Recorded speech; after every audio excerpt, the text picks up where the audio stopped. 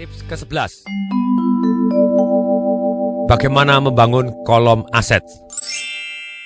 Hal yang terbaik soal uang adalah ia bekerja 24 jam sehari dan dapat bekerja untuk beberapa generasi.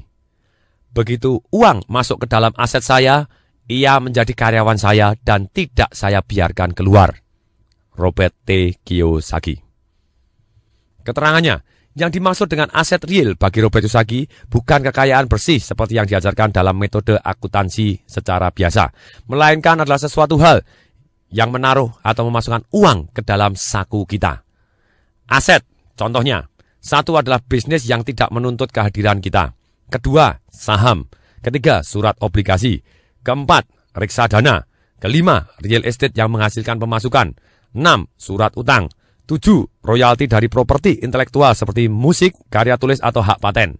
8, dan segala sesuatu yang mempunyai nilai, menghasilkan pemasukan, dan mempunyai pasar yang siap. Sekali lagi, Robert Kiyosaki tidak mendorong siapapun untuk memulai sebuah perusahaan, kecuali mereka sungguh-sungguh ingin dan mau. Dan menekankan betapa pentingnya memahami akuntansi, manajemen uang, dan ilmu menjual. Serta Robert Kiyosaki mendorong orang untuk mendapatkan aset yang dia sukai. Jadi pertanyaannya, jika kamu tidak menyukai, bisa jadi kamu tidak akan memeliharanya. Betul?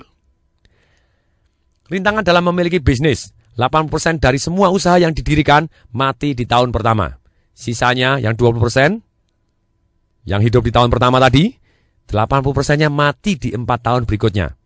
Jadi, dalam 5 tahun pertama, hanya tinggal 4% yang hidup. Robert Kiyosaki tidak merekomendasikan Anda untuk mempunyai bisnis sendiri, kecuali hanya jika Anda sungguh-sungguh mempunyai hasrat untuk mempunyai perusahaan sendiri. Yang dimaksudkan Robert Kiyosaki untuk urus dan jalankan bisnis Anda sendiri adalah membangun dan menjaga kolom aset Anda agar tetap kokoh. Teruskan pekerjaan harian Anda. Jadilah karyawan yang bekerja keras dan bagus, tapi teruslah membangun kolom aset tersebut sesuai dengan contoh aset-aset di atas, bukan hanya bisnis sendiri saja.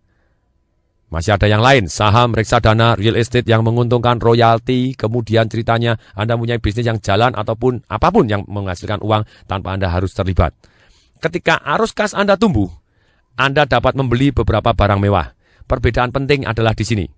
Orang kaya membeli barang mewah belakangan, bukan prioritas utama. Sementara orang miskin dan kelas menengah cenderung mereka membeli barang mewah terlebih dahulu atau menjadi prioritas pertama. Orang miskin dan kelas menengah seringkali membeli barang mewah seperti rumah besar, berlian, pakaian dari bulu binatang, perhiasan, kapal pesiar, karena mereka ingin kelihatan kaya. Tetapi dalam kenyataannya mereka semakin terperosok dalam utang dengan kredit.